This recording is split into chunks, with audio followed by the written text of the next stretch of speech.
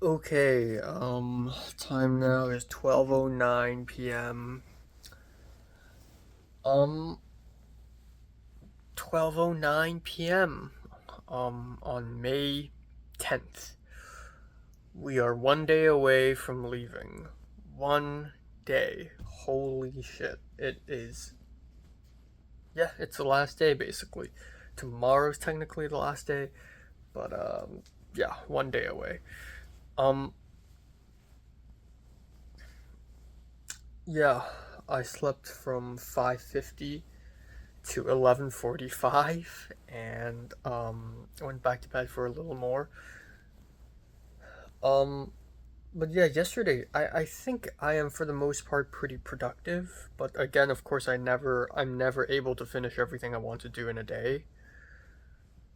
And yesterday I spent like 2 hours after dinner just doing nothing. And just looking at Instagram, looking at YouTube. I just really needed a chill, because the semester is over. I'm tired. Mentally, I'm tired. Um, so I gave myself that chill, that break. Yeah, but yeah. After filming the video yesterday, which I filmed around 7 p.m., a couple more things happened. So one is I went to Gateway to give the gimbal and the light back to Ethan.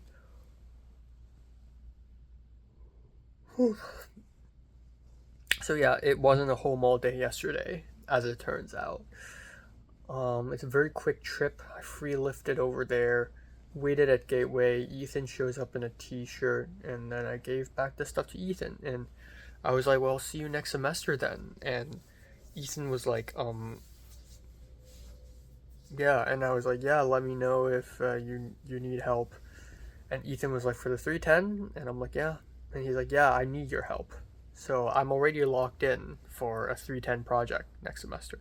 I'm a senior and working on a juniors thing. Um, yeah.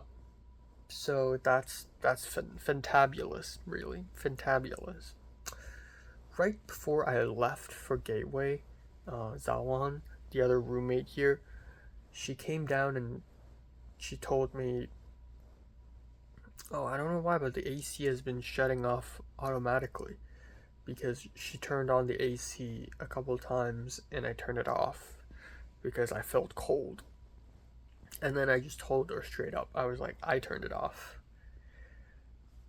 But I was like, "If you turn it on, it's fine. Just please not at night because it's cold."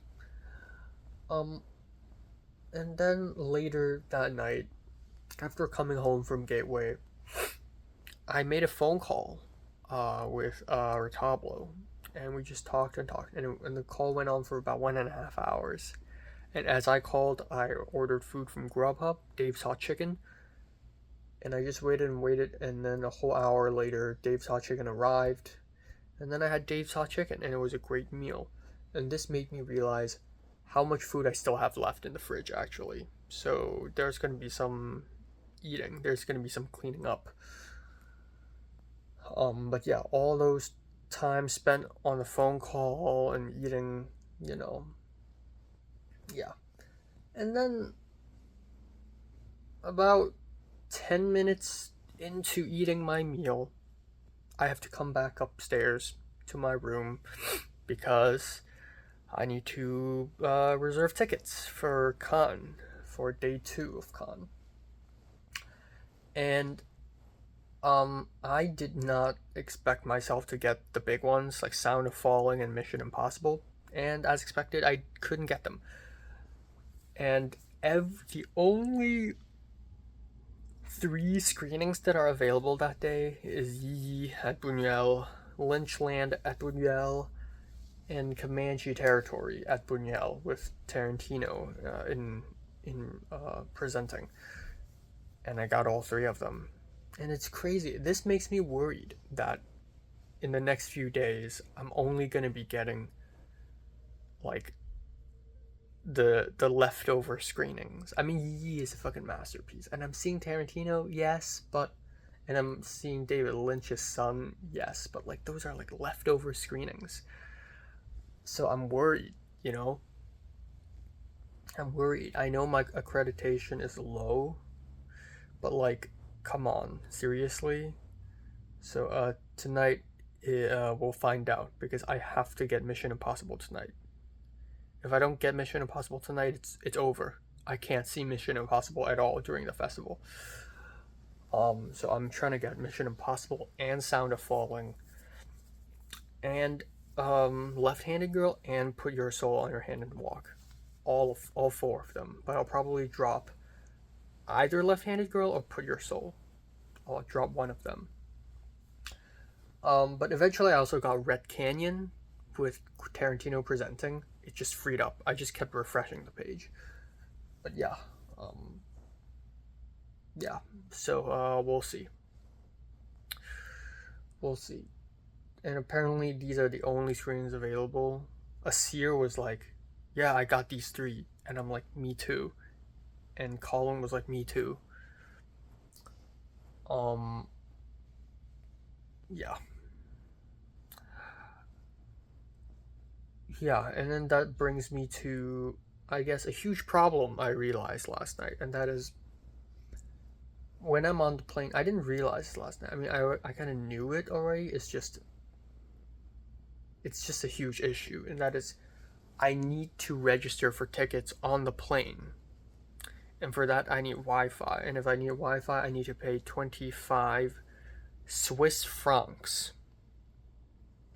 I ain't paying, which is $30 US. I'm paying $30 US just to use the website for a couple minutes. Like, what the fuck? So I don't know. But if I miss that window, I will miss Sons of the Neon Night. And I can't have that happen to me. So, yeah.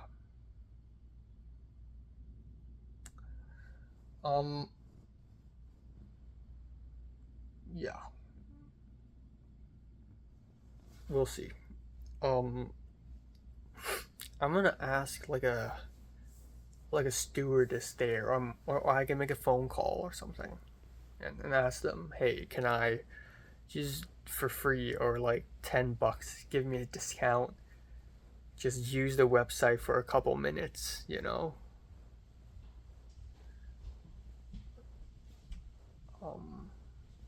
Yeah.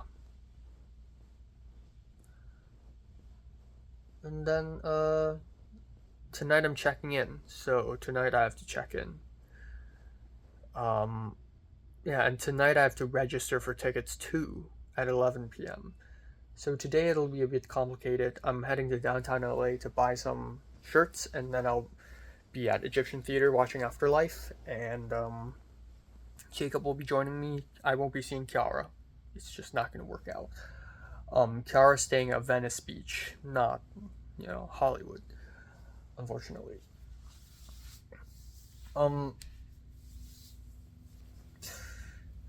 Yeah, after Afterlife, I have to buy the tickets. Either that or I just use my own phone to do it. So we'll see. It's gonna be tough. I only have to worry about registering for tickets tonight and tomorrow night, aka the plane. Um,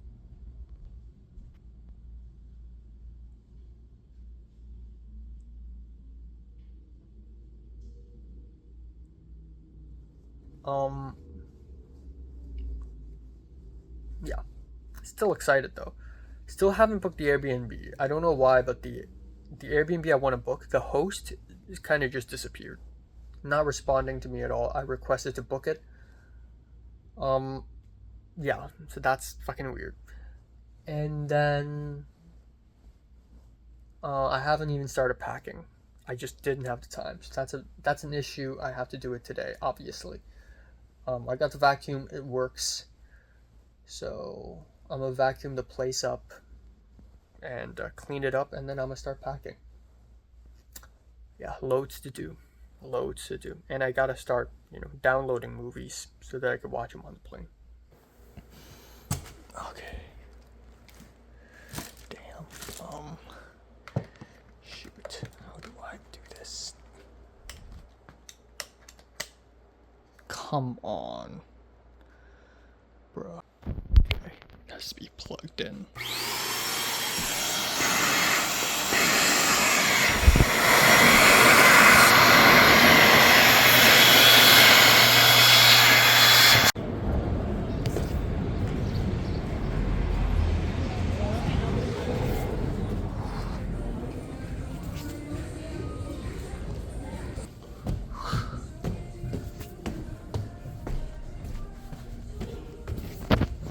Okay, shirt.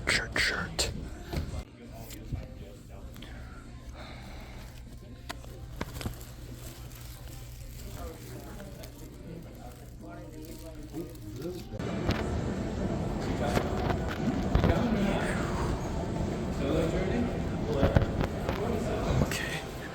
Shit. Thank you. I'm so excited to welcome you to our screening of Afterlife. After the screening, we will be having Q&A with Director Cornita, moderated by Director Kobunada. So it'll be a great time. I'm very excited. You guys can clap.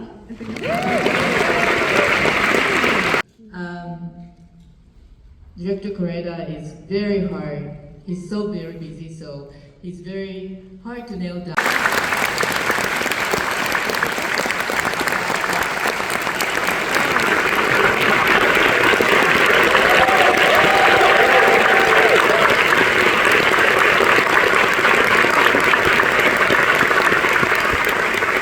Good evening.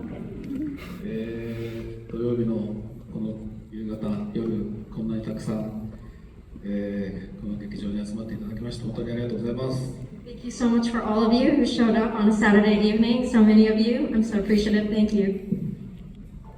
こんな素敵な企画を実現していただいたアメリカンシネマテイクの皆さん、ジャパンハウスの関係者の皆さん、本当にありがとうございます。 And for organizing such a wonderful project. This film was technically an adaptation of a novel and a screenplay. So for me, I feel that this film you're about to see is officially my first debut feature. 元になっている脚本はですね、27歳の時に、書いた短い1時間のテレビドラマの脚本がありまして、もうその時からワンダフルライフという、こっちでいうところのアフターライフというタイトルだったんですけども、27歳だから何年前だ35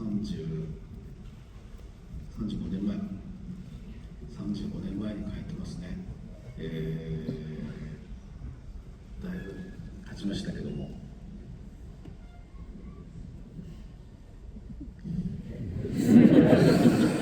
さっきどういうきっかけで作ったんですかって聞かれて、もうちょっと覚えてないぐらいぼんやりしてるんですけど、当時は見ていただいて分かるかどうかあれなんですが、出てきてくれてる中には役者さんとノンプロフェッショナルの一般の方が混ざって出てきます。実際に映画を作る前に一般の方たちにいろんなリサーチをして人生の一番いい思い出を取材させていただいたんですけど、それがあまりに素晴らしかったのでそのまま出ていただいたという、ちょっとドキュメンタリーなのかフィクションなのかちょうどその間を狙っているようなそんな作品です。So I wrote the screenplay for this film when I was 27 years old. Back then I had already had the title Afterlife, or Wonderful Life in Japanese. And so that makes it 35 years ago. Wow, how the time has certainly passed. And I'm not sure if you'll see it in this film, but there are both actors and non-professional actors featured in this film. I researched with a lot of non-professional actors and I interviewed them as part of the research for this film, and I asked them, what's the best memory in your life? And their answers so moved me that I just directly put them in the film. So it's a mix of a documentary and feature film. ぜひご覧になりながら、もし自分がこの映画の舞台になる空間に自分がもしいたらどんなことを考えて感じるだろうかというようなことに思いを巡らせながら、楽しんでいただければなと思います。終わったらまた戻ってきますので、その時にお時間のある方は残ってください。楽しんでください。I hope you all enjoy this film, and I hope you'll pose yourself the questions similar to the characters in this film, and imagine yourself in the world of this film and explore how you might feel. And I look forward to speaking with you after. Thank you so much.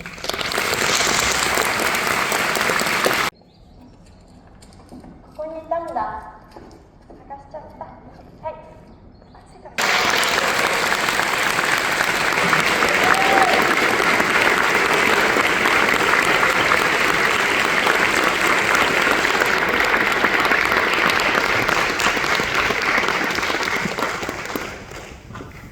This means the world to me. I got to talk to him in the backstage, but Koreeda, your films have been so influential to me, not just as a filmmaker, but as a human being. And, so this is such an honor. This film in particular is one of my favorite films as you've aged. この映画を見るとやっぱだいぶ違うよね。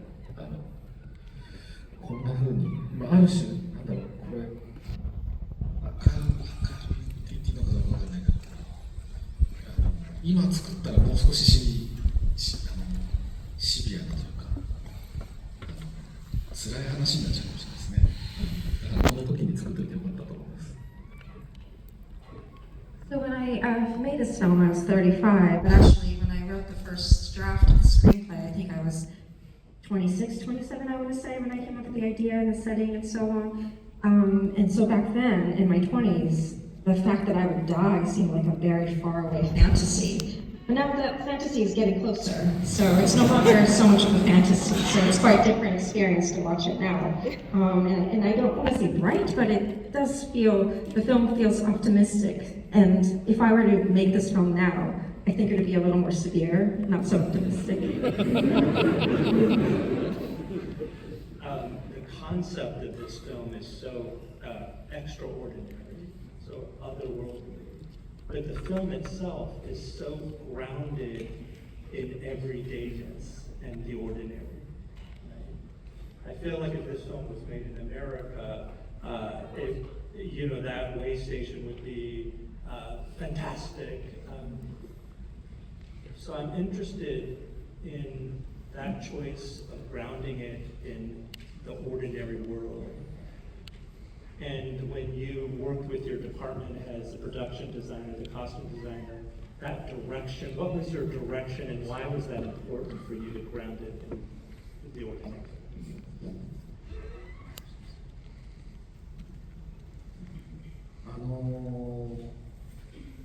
学校のような場所にしようと思ったんですよね。7日間の話で、イ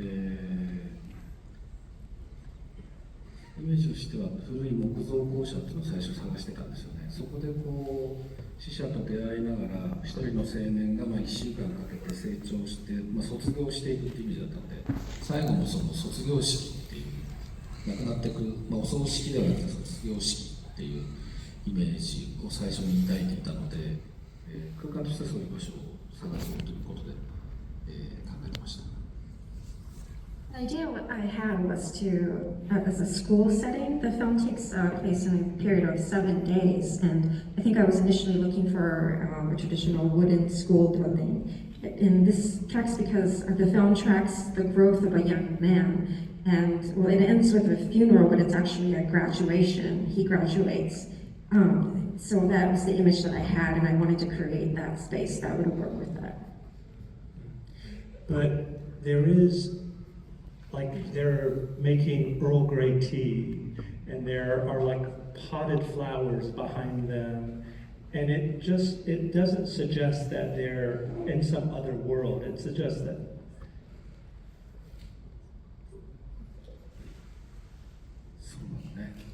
やってきた人が自分の記憶を蘇らせるある種のきっかけみたいなものがあの空間の中にあった方がいいなというふうに思っていたので、ちょっとそういうものを散りばめてはいるのか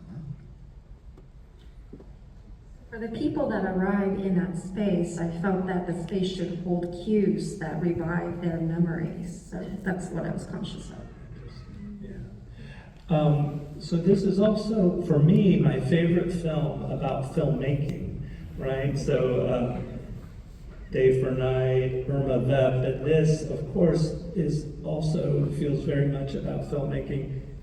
Was that part of it, a part of this story for him? そうですね、ただこれを最初に思いついた時には僕まだ映画を撮っていなくて、テレビのドキュメンタリーを撮り始めたばっかりだったんですよね。で自分が初めてその仕事を始めて、取材に行きその人たちの人生を、撮らせてもらってそれで番組を作るっていう時に当時はまだそこになんだろうな自分がすごい空っぽな存在っていうんですかね、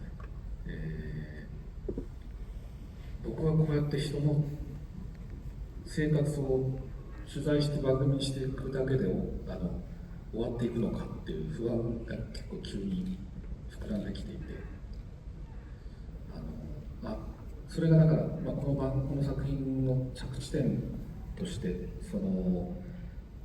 そうやって関わった人たちの中にも取材者ではあるけれども自分の記憶というのは残っていくんだっていう発想の転換というか気づきがあったんですよね。だから取材者っていうものも取材者という人生もあるのだっていうちゃんとそれは誰かの中に残っていくんだっていう気づきがスタートになってるんだと思うんですよね。When I began making this film, I actually had never made a narrative film before. I was working in the realm of TV documentaries, and the process that I was doing is interviewing people and shooting their real lives and making that into a TV program. And as I continued on with that process, I began to realize that I was very much an empty vessel, and I started to question, well, is this an end for me? Is this all I'm going to be doing? And that feeling sort of was rising inside of me. And I think this is reflected in the conclusion of the film, but what I started to realize that the interviewer himself also has memories. And the life of the interviewer exists as well, and that remains in someone else. So that realization. でもね、今のちょっとうまくまとめすぎだな。That was well too summarized. That was too neatly put. もうちょっといろんな試行錯誤があった結果そうなってるんでしょうね。I think I arrived at that through much trial and error and thinking, and pondering. 大体監督が後付けで言う説明だと話をしない方がいいですね。 But you shouldn't trust in the conclusion that a director might draw. いくつか出発点が複数あって、もう一つ今思い出したのはね、黒沢明の生きるっていう自分の名作がありまして、僕も大好きなんですけど、あれを嫌いな友達がいたんですよ。僕は大好きだったんですけど、生きるが嫌いだって、なんでって聞いたら、みんなが公園を作って死ぬわけじゃないって。公園作れずに死ぬ人間の方がすごくたくさんいるから、黒澤明は優しいようでいて、すごく弱い人間に厳しいって言われたことがあって、すごいそれは心に残ってたんですよ。で、じゃあこの主人公は公園も作れなかった男にしようっていう、それで名前は実は生きるの主人公の渡辺さんっていうのと同じ渡辺さんって名前にしてるんですけど、その辺がもしかしたらむしろ先にあったかもしれない。So now I recall that there are a few starting points to this film, and one of which I'm now remembering is that I love the film Ikiru, To Live by Akira Kurosawa, of course. And one of my friends actually, I loved the film, but he hated it. And when I asked him why, he said, well, we don't all get to make a park before we die. Many people don't get to make that park. And he said, Kurosawa may seem kind, but he's actually quite harsh to the weak. So, and that really remained in my heart. So I decided to make a protagonist to a man who would not be able to make a park. And they also shared a similar name, Watanabe, as to live. Well, I think what's so interesting is that they all have to decide what is the memory that is worth dwelling in forever, right? And there's something about filmmaking where we have to decide what's worth putting in our film. And what I'm interested in is how many of these memories are so ordinary, like you know, the young girl who chooses Disneyland, and then she already tells her, oh, think about something else. And then so she chooses something that is so mundane about, you know, and not dramatic, not exciting, but something that is so simple.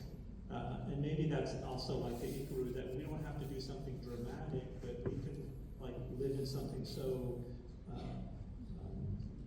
and so that too, and we were in the back talking about his films, and I was talking about how I love how much he concentrates on food in so many of his other films, and cooking,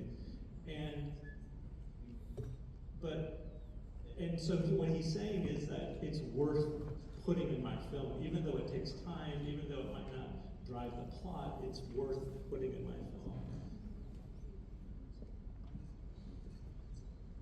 So yeah, I was wondering.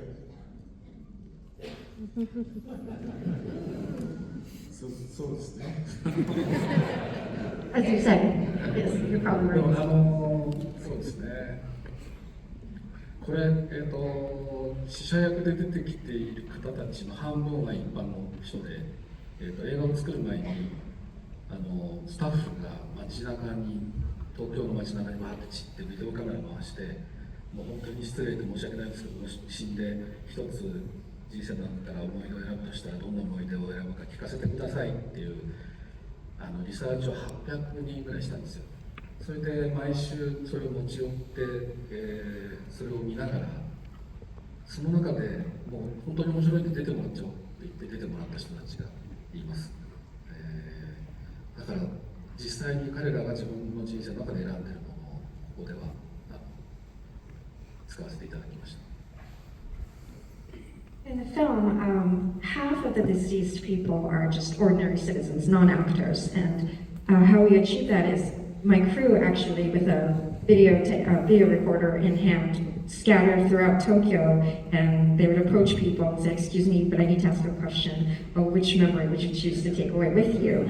And they ended up interviewing about 800 people, and every week we would gather together and go through the footage. And some of the answers in these tapes were so interesting, and the people were so intriguing that I just used them in the film directly. And so what they actually chose in real life ended up in the context of the film. Well, what I also find interesting is it's not just that they have to choose a memory and then they're going to live in that memory forever, but then that they have to participate in making the art, like the construct this memory, which is obviously not going to be the exact memory, right?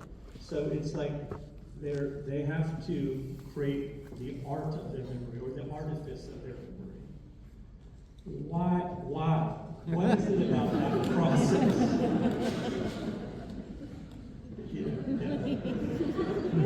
about that process?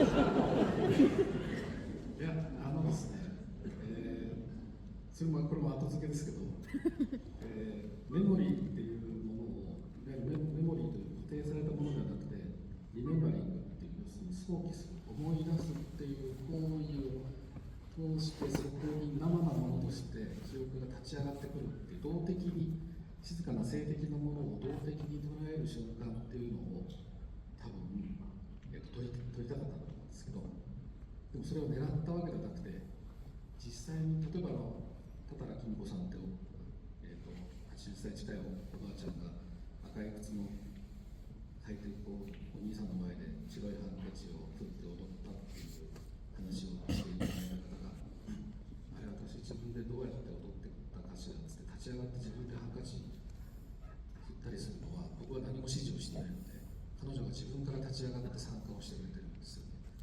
それがやっぱ見ててとても美しくてというか、セリフでもないし指示をしたわけでもないのに、そのいわゆる映画制作に参加をして自分の記憶を探りながらそこでこう振る舞ってくれてるっていうのが本当に美しくてですね、これが撮りたかったんだなって自分で思ったんですよね。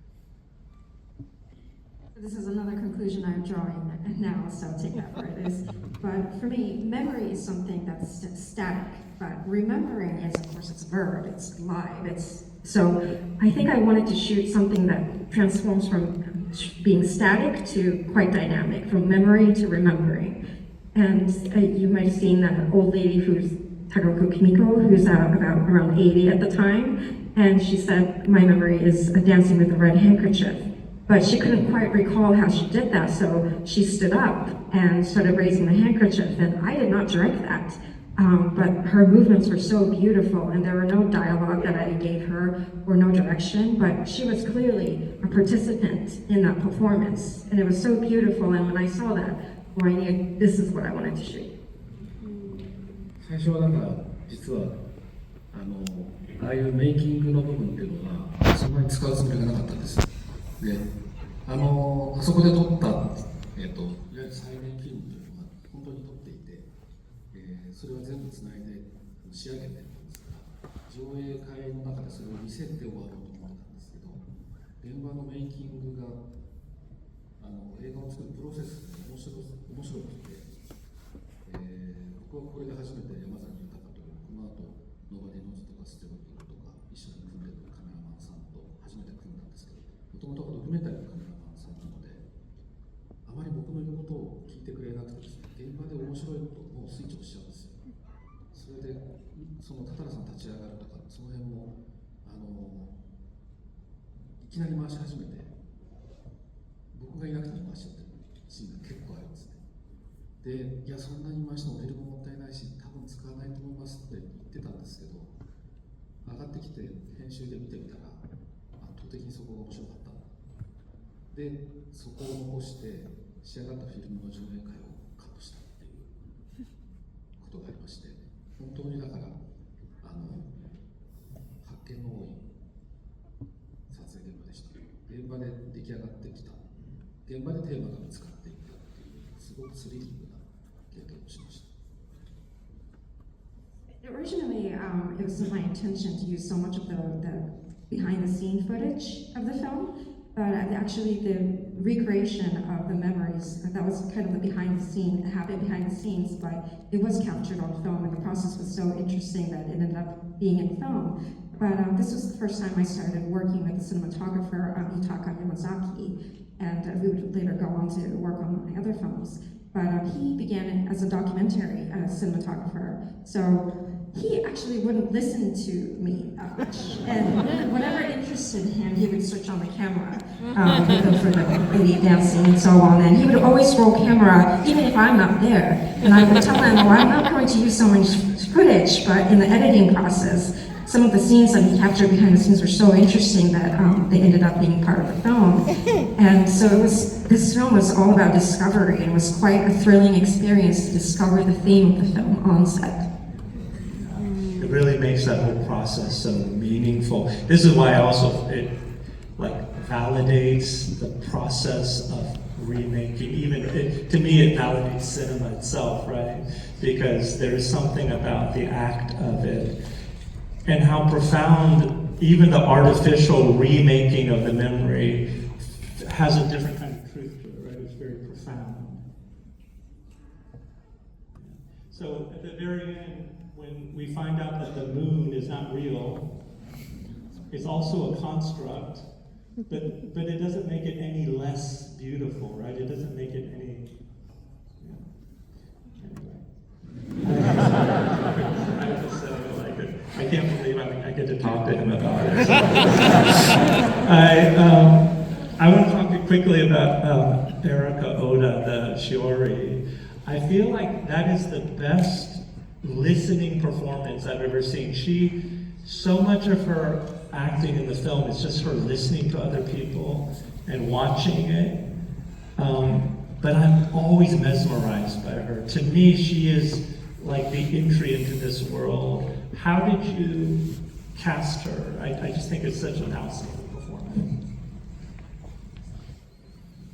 オーディション、主役の2人はオーディションで会って選んだんですけども、でも全く演技経験がなかったので、いろいろリハーサルやったりしたんですけど、でも一番ためになったのはやっぱりやってきた方たちの話を本当にカメラの脇で一緒に聞いてもらう。僕が聞いている隣で、主役の人が聞いてもらって、で、質問をするときに僕がメモを書いて渡して、それを質問してもらって、本当にドキュメンタリーの取材を一緒にするっていう感覚で現場にいてもらったんですね。なので、今言われて思い出しましたけど、確かにちゃんと聞いてくれって、ちゃんと相手の話を聞いてくれっていうことを繰り返してたので、でもそれは演技の基本だと思いますし、その辺が多分いい形で残ったのかな、作品の中にもと思います。The two leads were actually, I found them through an audition, but Erika Oda had no prior acting experience, so I suppose we rehearsed a lot. But one thing that I remember worked the best was I asked her to stand by the side of the camera and listen with me as we interview the people. And what I would do is I would write down the questions I wanted to ask on paper and pass it to her and ask her to pose the questions. So she was participating in the interview process. And I now remember, it triggered a memory that I did tell her to listen very carefully. And isn't that the fundamentals of acting? And I'm very glad that I think that might have remained in the film. Yeah. To me, it is the best listening performance I've ever seen. Yeah. Can you tell me about that location scouting sequence when she goes, and so she enters the world of the living, and it reminded me of Wings of Desire, but I love that you don't explain it, that suddenly we're with her in the world of the living, and but without any explanation. I would love to know. You don't have to explain it, but I love it, and そうだよね。そう、でも僕もあそこ好きですね。すごく閉鎖空間の中で全部展開していく中で、女の子が地上に降りて見ていく風景というのが、要するに彼女が経験できなかった生きている場所だっていうことが、彼女が失ったものを見ているっていうのをちゃんとやりたいなと思ったんですよね。で、写真撮って戻ってきて怒られてれば説明しなくても後で分かるだろうっていう感じのちょっと乱暴なやり方をしていて、今言われてちょっと反省しました。I also like that scene as well because we remove from a quite contained space to it opens up and to showcase to see the girl seeing that landscape, the land of the living. So we're kind of watching her observe something that she lost. And on my term, I think it was had been a little roughly done without the explanation. So now that you mention it, I'm a little shameful. I've always loved that too. Joan Fontaine, are you a fan? Was that from? Are you a fan of Joan Fontaine? 僕の母親が好きだったんですよ。My mother loved her.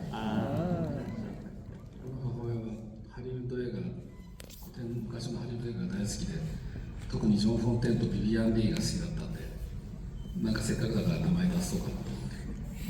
My mother was a lover of classical Hollywood films, especially John Fontaine and Vivian Leigh, so we thought, why not include them? I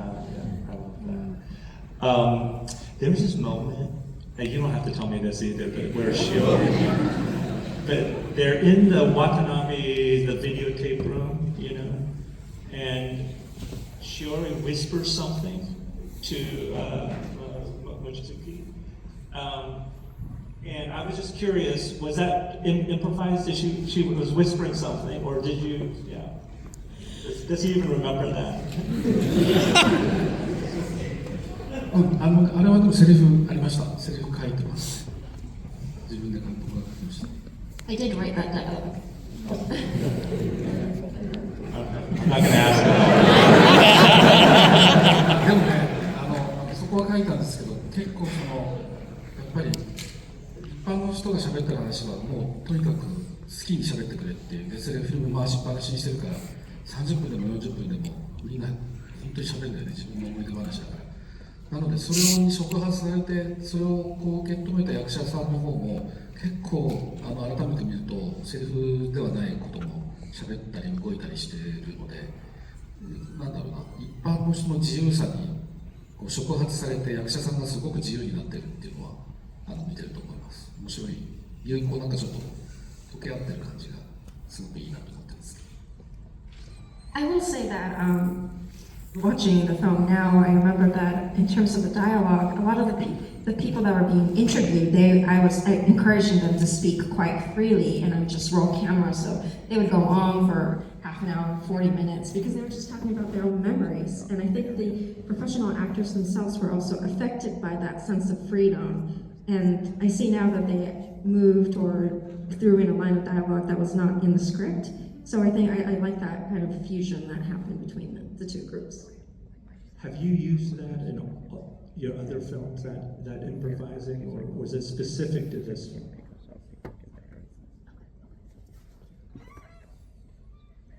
子供の場合は好きにしてって言ってただ普通に遊んでもらったり、自分の話をインタビュー形式で喋ってもらうみたいな、それが作品の中に残るか残らないかケースバイケースなんですけども、そういう形で、撮ることは比較的よくあります。I would say that's a technique I use quite often. With child actors especially, I will tell them, do as you wish, go play. And in terms of the interview format, that's case by case whether it makes it into the final film. I love the editing in this film too, but you edited the film.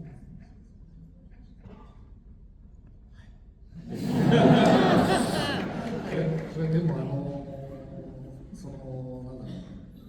1本目の映画を撮った時に本当に脚本にあるシーンだけを撮って、もう追っけていくつないだら完成作になっちゃうっていうような撮り方を、みんな多分普通してるんでしょうけど、それをしたら正直言うとあんまり楽しくなかったんですよ。ドキュメンタリーの方が楽しいなと思っちゃったんで、これ一応ジャンル的には劇映画なんですけど、ドキュメンタリーのようにやりたいなと思ったので、とにかくたくさん撮ったんですね。撮影の現場のドキュメンタリーっていういい思いでかなり回したので、エディット最初の編集したら8時間ぐらいだったんですよ。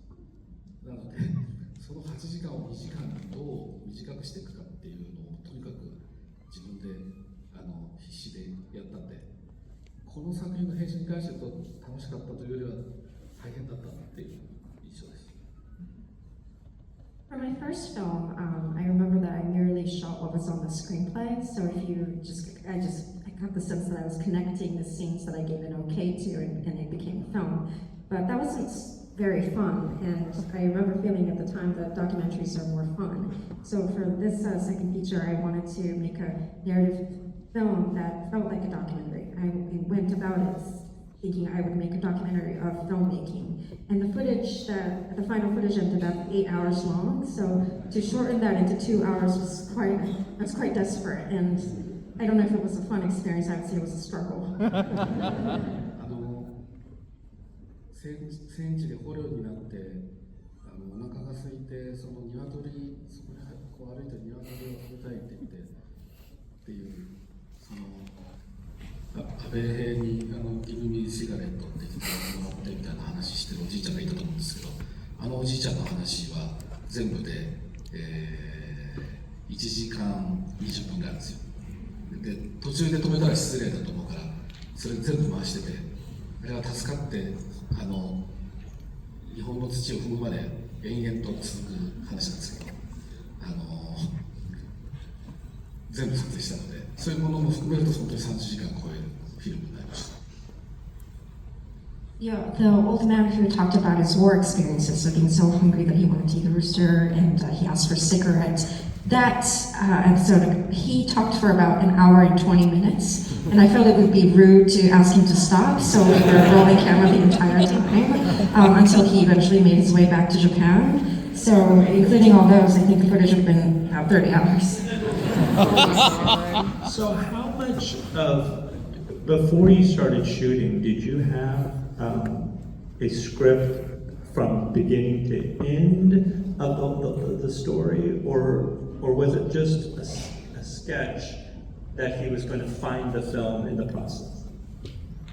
前半部分の亡くなった方の話とかはそれこそ何を話すか分からなかったので、多々良美子さんの話としか書いてないんですよ。で、そこで話された話、大体は事前に聞いてるものもあるんですけども、その美術の準備が本当に間に合わないので、ただそこで話されたことで後半を作っていくっていう発想だったので、かなりその空白の多い脚本になり、なおかつ後半の3分の1は、主役の2人には渡さずにそこだけちぎって渡してて、さあ土曜日と日曜日はどうなるでしょうっていうことで、2人には結末がわからないまま月曜から金曜までの演じてもらうっていう、そういうやり方をしました。The first half of the film, where the deceased would give interviews, a lot of the times I didn't know what they would say, so the latter half of the film would be influenced by what they would say. So I think the screenplay contained a lot of blank spaces. And for the two leads, I would have to tell them, well, here's a screenplay, but you're not going to know what's going to happen on Saturday and Sunday, but knowing that they would have to act for the days of Mondays and Friday. So the scenes that they made films of, did he not know what those scenes were going to be?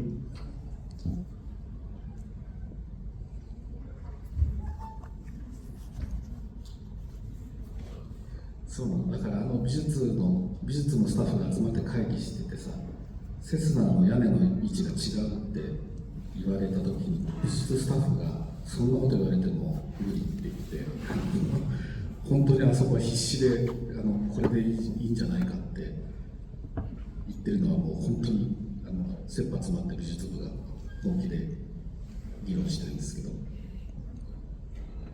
So the crew that worked on art and props, they were quite distressed because sometimes the roof would be wrong and they'd be like, no, can this just work? And so it was quite a struggle for them. 会議に出てるのも本当の美術と撮影部なんですよね。Meeting you saw among them is actually a live footage of behind the scenes of them arguing. It's so remarkable. So I'll just end here. We have to close. The staff at one point they talk about what's the point of all this work, and they're questioning the meaning of it. And I thought that'd be a good, and maybe a lot of filmmakers feel this way too. What is the point? But and maybe somehow I felt like the answer was in that last shot where we see the crew, and that there was still something meaningful. But I'm curious about what the answer is for him. What is the point of all our work?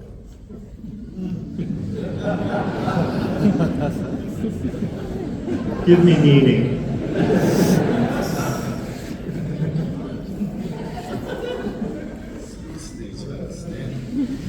Yes, it is mean.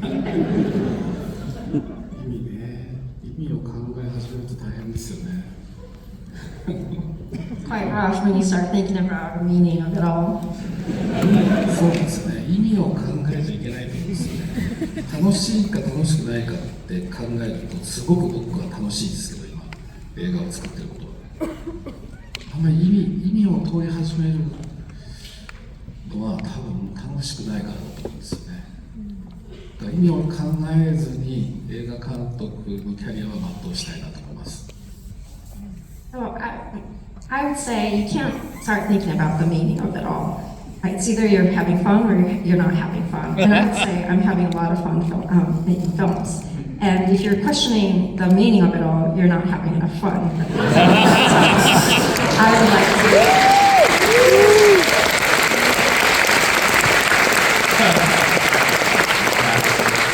Thank you so much. I walk away thinking, in my life, I sometimes feel like I'm waiting for something significant to happen. But there was something about this film that made me realize that every day there are eternal moments worth, and that it's that it's there always, and it had a profound impact on my life.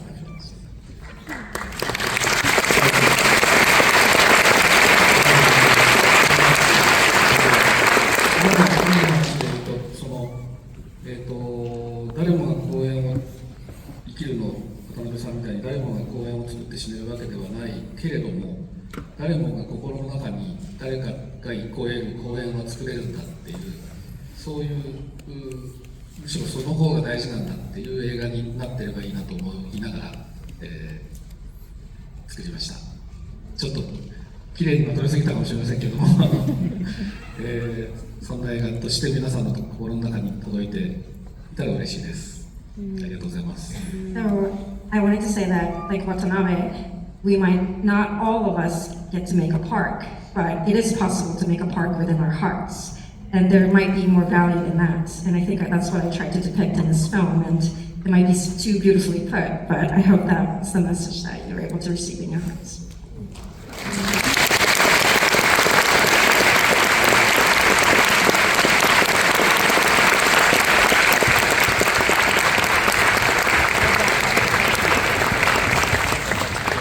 Okay, time now is 11:14 p.m.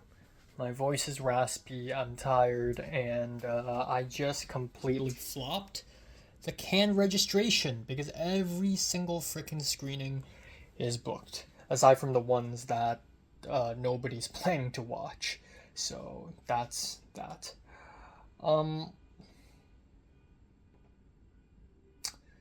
Yeah, anyways.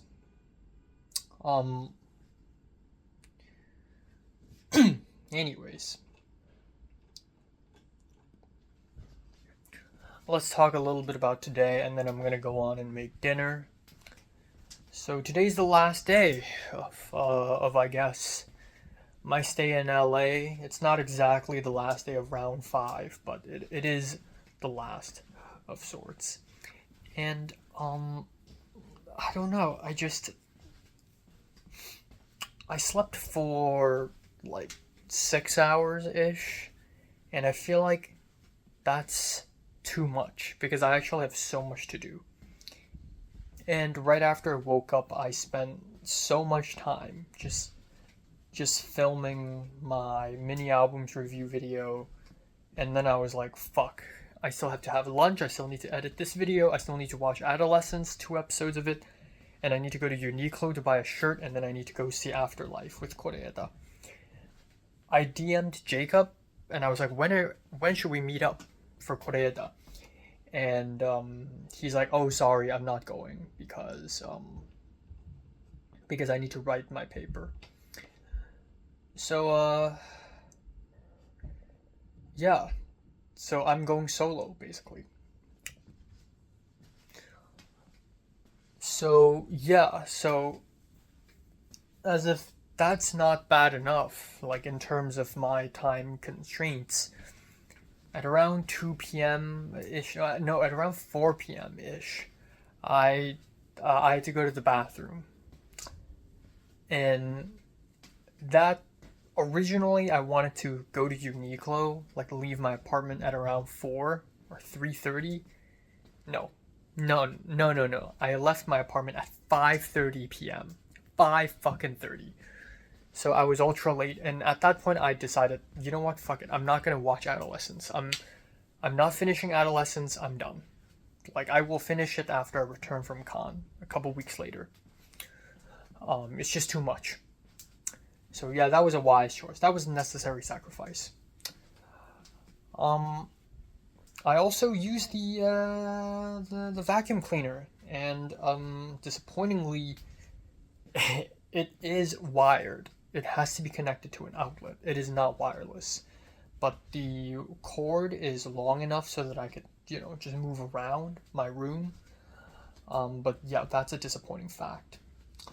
But after simple cleanup, I figured, I should start packing, except I don't have fucking time. My plane is tomorrow, by the way. I haven't even started packing. Fuck me. But it's okay. I will manage. One minor thing I forgot to talk about was yesterday my video for Calm Down was released, and a lot of people liked it.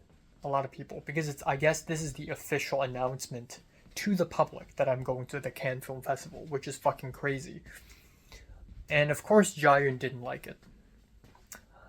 The funny thing is, a few days ago when I reposted Colin's video, Jaehyun liked it, but Jaehyun didn't like mine.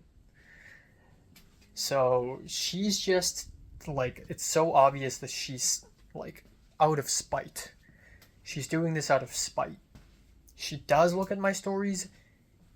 She just emphasizes others and not me. So honestly, at this point, I think it's become very obvious. I think it's become very clear, crystal clear to me that she, not only is she not interested in me, she just doesn't even like me. So I think the tie is completely severed. The ties are completely severed. It's done. It's a done deal.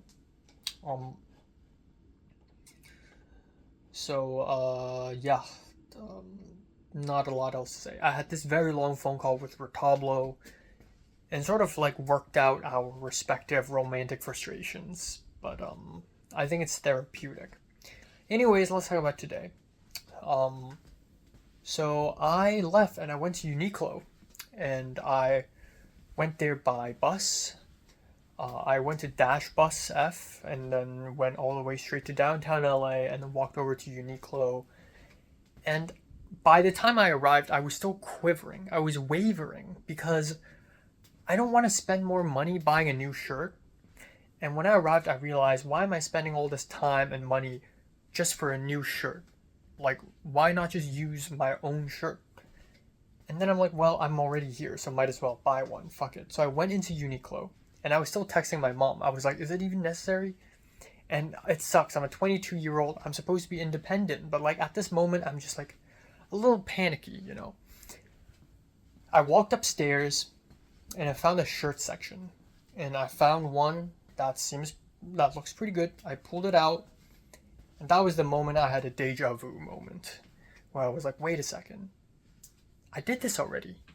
3 years ago, back in November, for Asian World Film Festival, where I was volunteering, I had to buy smart casual clothes, and I didn't just buy a suit and pants. I also bought a shirt. So in theory, I should have another shirt here already. I immediately went through my photo gallery and I found out that I did wear a shirt. So, holy shit. Thank God for that deja vu flash before my eyes. Because as it turns out, I already have 2 shirts. So there's that. So I immediately went to the Metro to Egyptian Theater in Hollywood, and yeah, I was anxious because now I feel stupid. The whole trip to Uniqlo thing is just a waste of time now, and now I'm going to be 7 minutes late to Egyptian Theater. But eventually I arrived. I quickly walked, maybe a little bit ran over there, and yeah. And, yeah, I arrived and I was pretty much right on time. I found a okay seat and I sat there and I just watched the whole film. And the whole thing with Koreeda presenting the film and then the Q&A at the end, it was fantastic. It was amazing. I cried. And unsurprisingly, Bridget, the Singaporean girl, was there. But I didn't know that until just now when she posted an Instagram story about it. She was there. So yeah, that's pretty interesting. But anyways, very good film. I took a metro and then at Wilshire Vermont station I left and I called an Uber, $13 back home so that I wouldn't miss the ticket reservation time. So, ticket reservation and boom, every single film is completely booked. It's worse than I thought. I thought all the big ones will be booked and I will be left with like the scraps. But no, all booked. I even got a head start. Like by 10:57 p.m. ish, I was already like refreshing on repeat. So yeah, that's disappointing. But Matt somehow got a ticket for Sirat, which is one of the big ones. But that's because he had some other method. I immediately in the group chat, I was like, did anyone get any tickets? And everyone said, no, I got nothing. So yeah, that's fucking sad. But it's not the end of the world because Matt was like, the night before the screenings, people are going to begin to drop out. So just constantly refresh the page and, constantly refresh the page. And if not, then just queue up and queue up extra early, which I think is plausible. I'm planning to do that anyways. So, yeah. So, yeah. Fuck me, I got 0 tickets. So there's also a bunch of other small things. I made a little to-do list for before I head to con, and man, the to-do list keeps getting longer and longer. Print financial statements. So I'm worried that the U.S. Customs will deny my entry, but maybe it's not that serious. But my mom's still gonna send me some financial statements so that I could have a soft copy at least.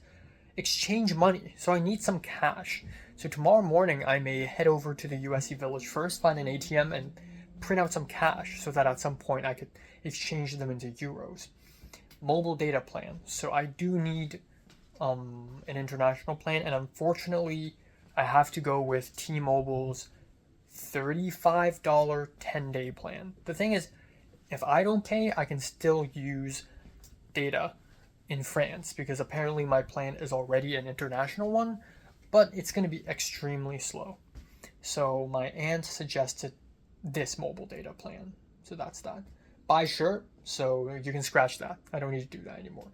Airplane internet thing and check-in. Okay, fuck, I gotta check in like right now. But before that, the internet airplane thing. So on the plane, it's going to hit 11 p.m. Pacific time because my plane flies off at 7:35 p.m. and that's a problem because I need to reserve tickets for con. So I looked at Swiss Air Wi-Fi plans and it's 25 Swiss francs to use the internet for 4 hours, and I'm not even sure if that means I can use whatever website I want, such as the con website. And it's extra ironic because 25 Swiss francs is $30. I ain't paying $30 just to use the internet for 2 minutes. But right now I have a new idea. And that idea is fuck it. Fuck it.